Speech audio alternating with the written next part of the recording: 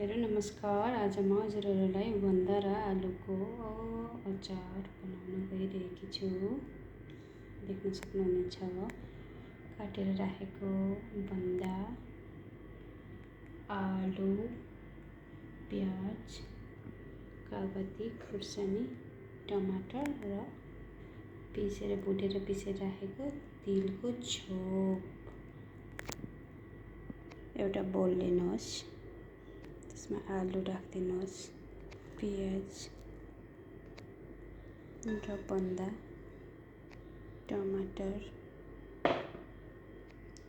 डल्ले खुर्सानी, लेमन, तिल, भुटिराखेको तिलको छोप राख्नुहोस् र 1 स्पुन नुन।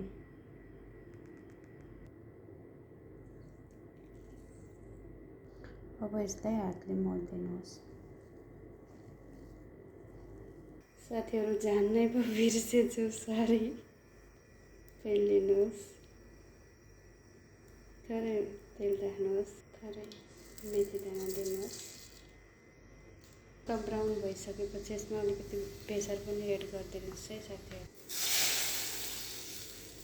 साथीहरू। फाइनल्ली भन्दा र आलुको अचार रेडी भइसकेको छ।